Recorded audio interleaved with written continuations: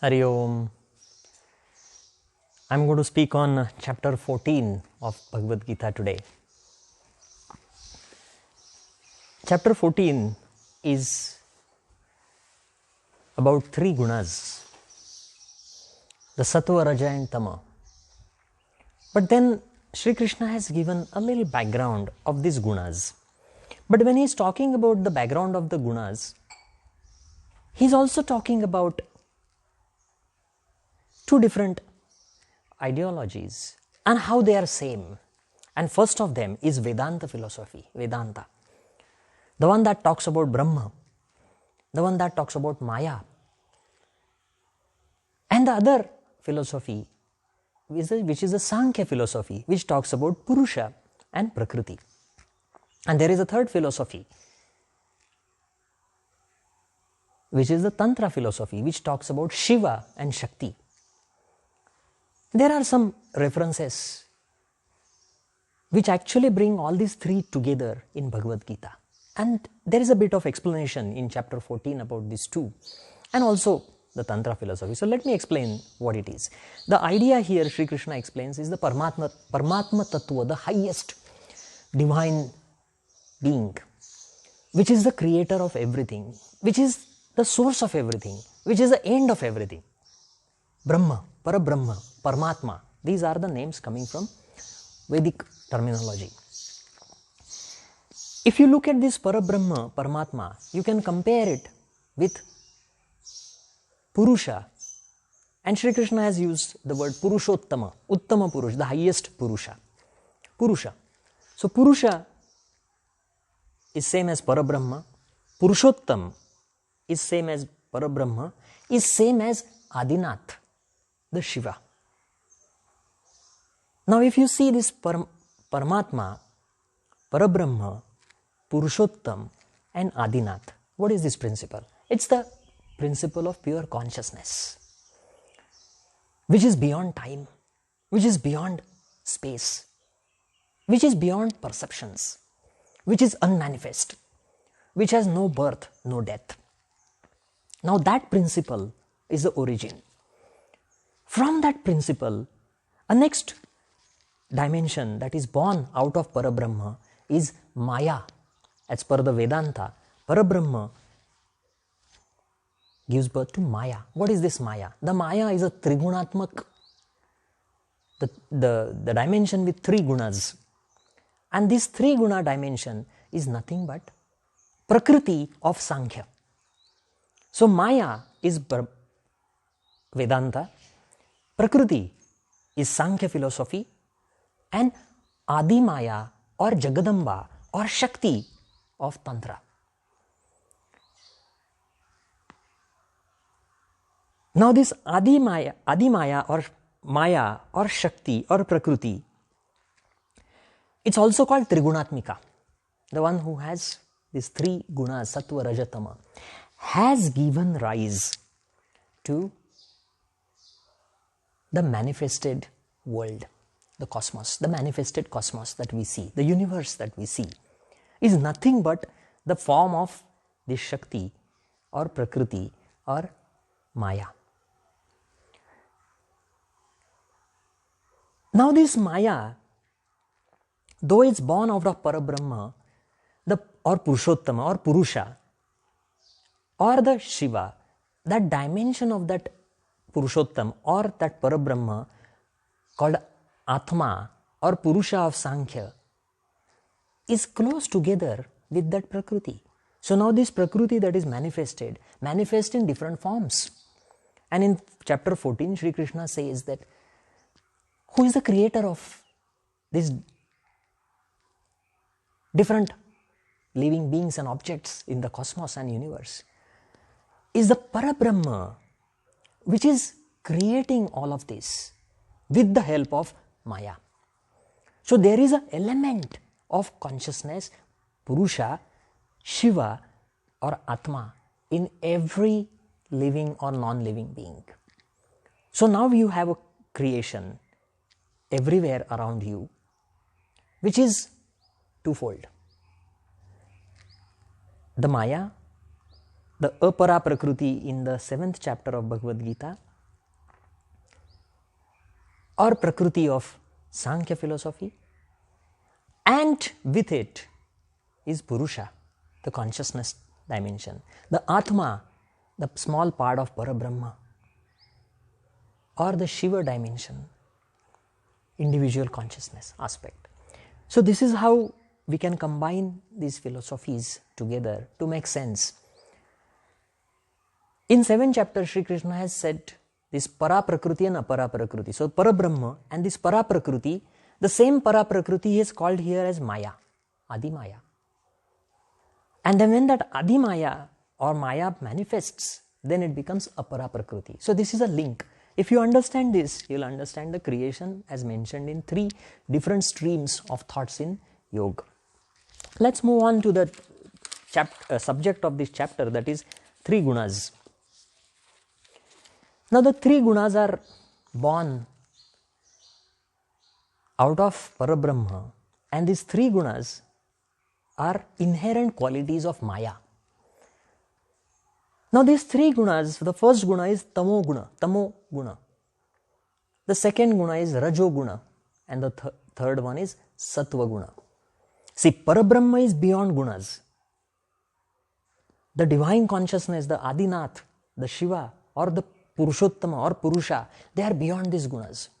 But the influence of gunas and influence of this Maya is so powerful that Purusha in me, the Atma in me, is influenced by these gunas. So what makes me think I am this body is the influence of these gunas on me. What makes me think this is a reality? This is gunas, and this is the subject that Sri Krishna has discussed in chapter 14. So let's discuss the first guna, Tamo-guna. Tamo-guna is the lowest, the basic quality of the nature. Tamo-guna is where the knowledge doesn't manifest. Knowledge is there, but it is in unmanifest form. So it hides the wisdom. And what is wisdom and knowledge? The knowledge and wisdom is to know that I am the consciousness, I am the Atma, I am the dimension of Paramatma. I have forgotten that, and I identify myself with my body. I identify myself with my emotions. I identify myself with my desires. I identify myself with my ideas, my thoughts. This is a false perception which has created this illusion around us. That influence is of Tamo-guna. Because the Tamo-guna is so powerful, it actually suppresses Raja and Sattva-guna. We'll talk about Raja and Sattva later. Now Tamo-guna is actually born out of ignorance or ajnana or darkness. But Tamo-guna also creates it more. So it's like linked. Who is first? Ignorance first or Tamo-guna? Because they go hand in hand. Now what this ajnana or ignorance create? It creates attractions and attachments. And these attractions and attachments create conditionings in us. I develop a habit. This habit is born out of Tamo-guna. The Tamo-guna creates attachment. I want to sleep. The sleep is born out of Tamo-guna. All of us want to sleep more and more. What is the idea of relaxation? If you ask anyone in the world, the first answer that will come is sleep. Well, if you really love sleep, then sleep all the time. But the question is, will you be able to live your life? Will you be able to enjoy your life? No. Out of 24 hours, if I sleep 12 hours a day, it means half of the day I am sleeping. It means if I live 80 years, 40 years, I'll be sleeping.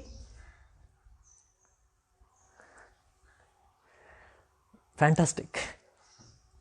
This is Tamo-guna. It brings laziness. That laziness, sleep, they are our biggest problems. This laziness hurts us everywhere in our day-to-day life. Oh, let me start disciplined schedule from tomorrow. I want to start practicing yoga. Yeah, I will do it tomorrow. The tomorrow never comes. It's a big problem. I want to change my habits, I'm eating this too much. I need to stop. Well, I've been practicing this restraint for last few years, but I have failed. Very intelligent people, successful people who have diabetes.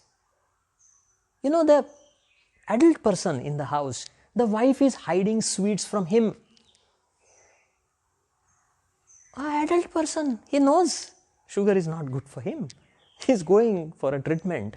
He is a successful man. His intellect is there. He loves his family. He loves his life, so he wants to, live longer. But what is the problem? Why someone else has to hide the sweet from him? It's the Tamo-guna that makes us slave of the habits, and we really don't want to come out of these habits. This Tamo-guna creates these strong conditionings which are very hard to break. Smoking habit. Person knows, intelligence is there. Oh, it's not good. So many researches are there, so many studies have shown. I have heard it, I have seen my friends suffering, but I don't want to change. That resistance, reluctance to change comes from Tamo-guna. And it brings mudhata. Mudha is a stupid behavior. Pramada, arrogant behavior. I know it's not good, but I will do it.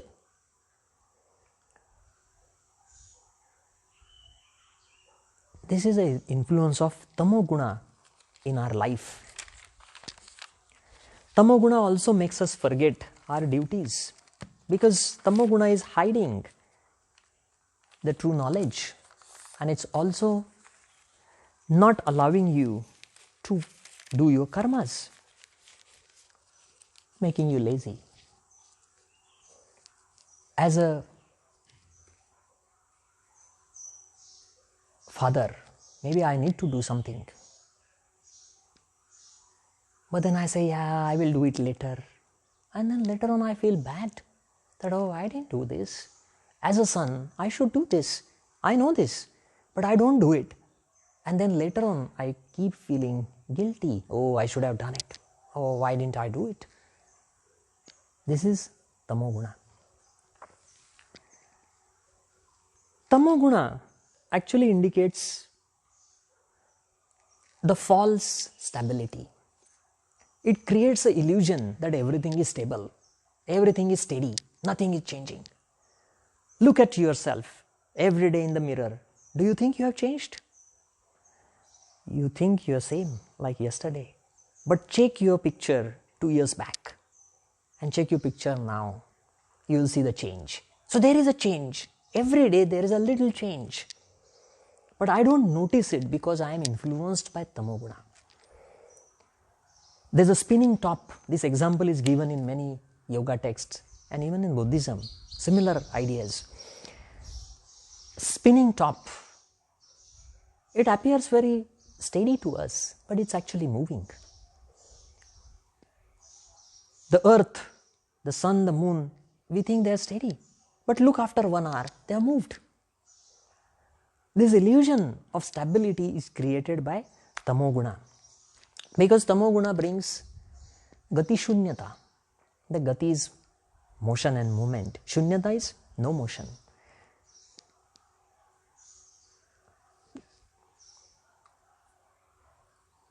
All the solid objects that you see around, soil, rocks, say iron piece, or say this wood, they all look steady. They are steady. There is very little change in them over a period of years because they have much more Tamo-guna in them.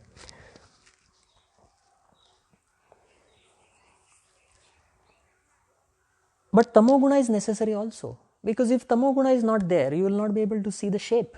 The shape, though it's illusion, it's caused by Tamo-guna. So we do need these conditionings. Some of our habits, like you get up in the morning, you clean your teeth, go and have your shower. You don't really think about it because it had just become a habit to you. That is again a Tamo-guna. So Tamo-guna is necessary to some extent. I'm not saying that Tamo-guna is completely bad. But then Tamo-guna's influence, if it increases in our day-to-day life, it's going to influence our wisdom, it's going to influence our karmas. Jnana karma is completely influenced. It's going to make us lazy, it's going to make us not break the habits, it's going to make us get involved in self-destructive behaviors. The addictions, they come from Tamo-guna. Inability to come out of the addictions come out of Tamo-guna. If you see Tamo-guna's dimension, it actually creates limitation to the size, to the shape, to the idea of change. So Tamo-guna is a limiting quality. Your body has a shape. If Tamo-guna is not there, it just go on increasing. You are a child, the body started growing. It is because of Tamo-guna that you stabilized your height, your growth to some extent. Otherwise, you just keep on growing. There's a limit. So that limit is because of Tamo-guna. You have teeth. If the teeth start growing, you have a problem. It stops somewhere. The limitation is by Tamo-guna. So Tamo-guna, though it is limiting, that limiting aspect is good in many ways.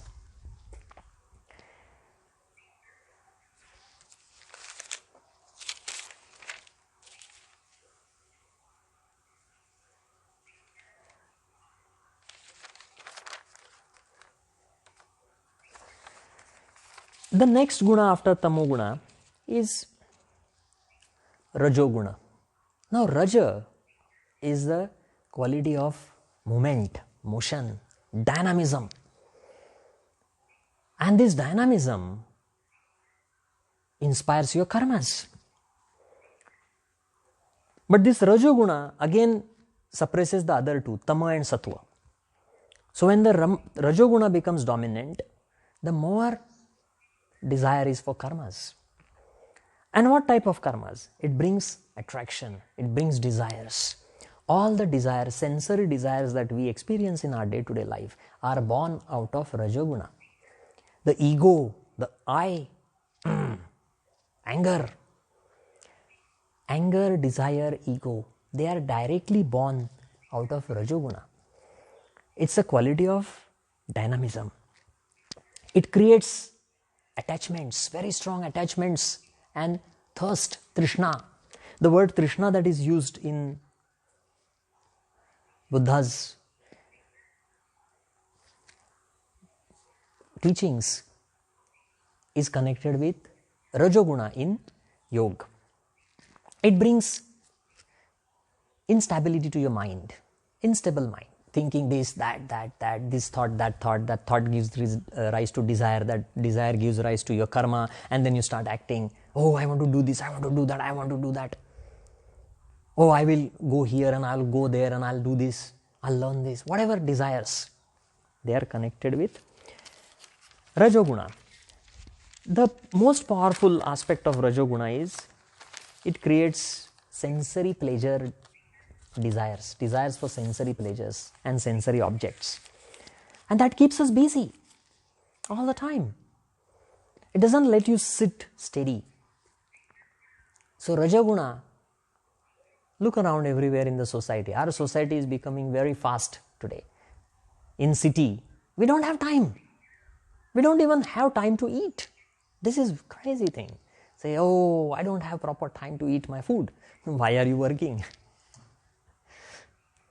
It's Rajo-guna. I want to make everything beautiful. I want to have more money. What for? For my desires. Rajo-guna. I want to become more successful. That's my ego. What? Rajo-guna. This type A personality, the super achievers, the millionaires, billionaires, super active people, politicians, I want power, I want money, all of this is born out of Rajo-guna. And we all have this sense of achievement somewhere. We want all these desires fulfilled. That is all born out of Rajo-guna.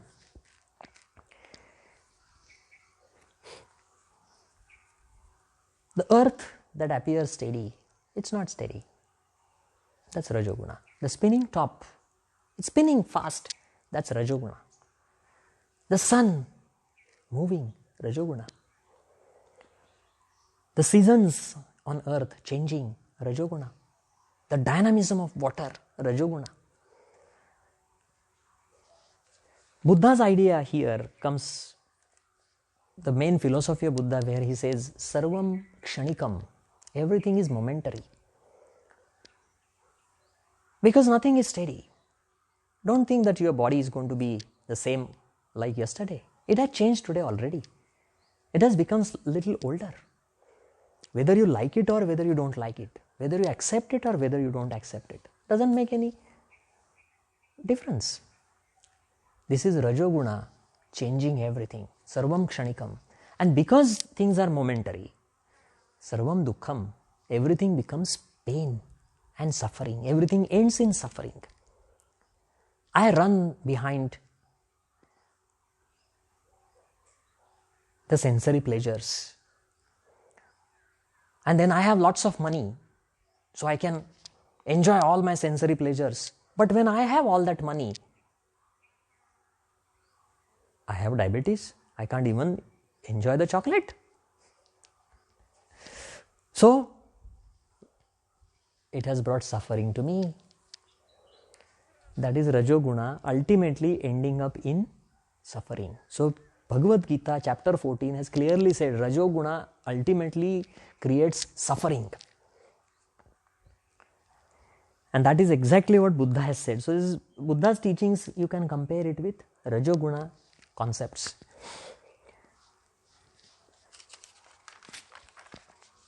The next guna is Sattva-guna, the last one, which is the purest of these three. And it brings wisdom. Sattva-guna is the quality of wisdom. The true wisdom, who am I? The Atma-jnana, the self-realization. But it also brings the positivity in life. Sattva-guna is the quality of peace and happiness. That happiness is a pure happiness, which is not like the happiness of chocolate, which is not the happiness of pleasures, the sensory desires. It's just a pure happiness. When you look around, you look in the sky, and the sky makes you happy. Look at the beautiful river, makes you happy. This positive state is the state of Sattva-guna. Sattva-guna is a quality of purity.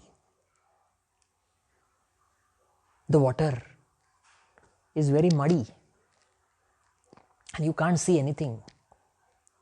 That is Tamo-guna, mud, earth, stability, Tamo-guna. When there are movements in that water, that's Rajo-guna. You still can't see anything, but you can feel the force. And when that movement is stopped, and when all that mud settles down, you can see clearly through that water. That is Sattva-guna. It's purity, cleanliness, Atma-shuddhi, purity, inner purity. This Sattva-guna results in higher discrimination, vivek, as the word used in Bhagavad Gita. Vivek, ability to discriminate between right and wrong, good and bad. I want to get up in the morning at 5 o'clock. Tamo-guna will stop you from waking up.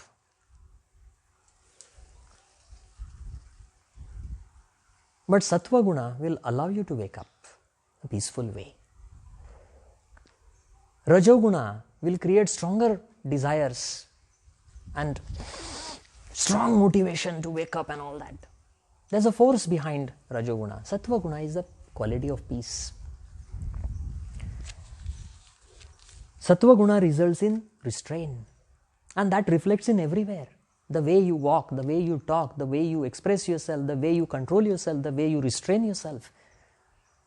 The way you eat shows your restraint. The way you are making effort to earn money shows your restraint. The way you talk to your partner or to your friends or to people shows your restraint.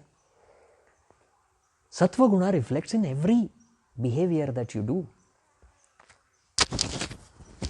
Sattva-guna is also discipline. That discipline which is not overtaken by Raja and Tamo-guna. In Sattva-guna, there are desires. In Sattva-guna, you need to eat the food because it's necessary for your body.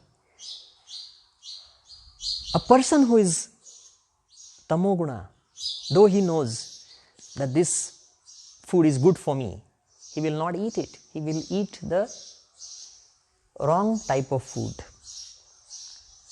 But in Sattva-guna, you will only eat the right type of food.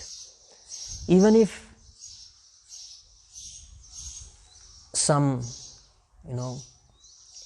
high-fat diet, say pizza is there, and it's making you put on weight. It's full of cheese. It makes you lazy, makes you sleep more. That's Tamo-guna. It stimulates your desires. Some food items stimulate your desires, like a lot of sweet and chili. They stimulate your desires. That is Rajo-guna food. When the Sattva-guna is dominant, you will choose the right food. And you will not be attracted to this Tama and Raja quality food. Shri Krishna says that the one who is full of Sattva-guna, his indriyas, his organs are lighted. You can see the light there. What do you mean by that? It's a very interesting statement he made. Light means discrimination.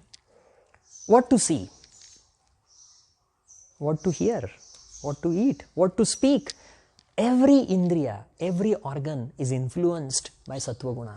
There is restraint there. There is discrimination there. There is decision making of right and wrong, good and bad, positive, negative. And the karma follows the intellectual decision. This is Sattva-guna.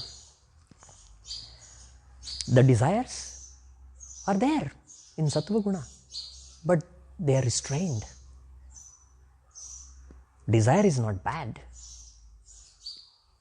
Suppression of desire is bad and expression of desire is bad. A restrained, controlled expression, which is necessary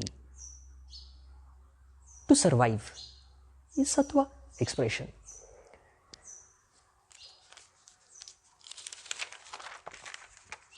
Moving ahead, if the Sattva is dominant, the person involves in the karmas as karma yoga. He understands his dharma. He understands what is the right thing for him to do. He understands the rules of nature. He understands the right action in every situation. Sattva-guna allows you to control your anger. Sattva-guna allows you to control the ego. Sattva-guna allows you to understand things from a very non-attached perspective. And it brings purity to your heart. But still, Sattva-guna binds you by two things. Once you start displaying these qualities of Sattva-guna, you fall in love with yourself, and that again creates a sense of ego.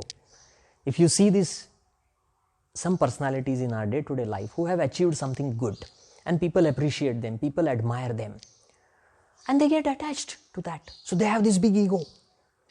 That is, Sri Krishna says that Sattva-guna can create this sense of achievement connected with knowledge and joy, positivity.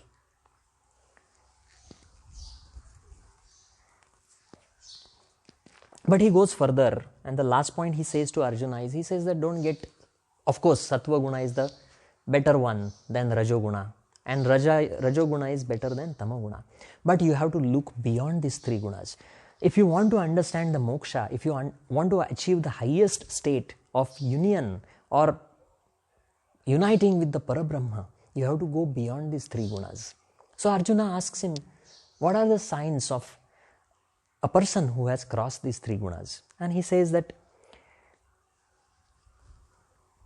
the person who has gone beyond this, you can easily see the person. Though he lives in a regular life, day-to-day life, though things are there in his life, he still is unaffected by everything. So again, go back to the chapter 12 and the qualities that Sri Krishna has said. He's narrated all those qualities again here.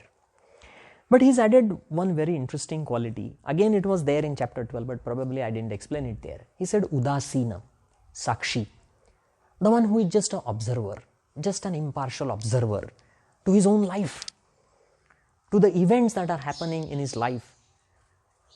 He is with people, but he is still non-attached.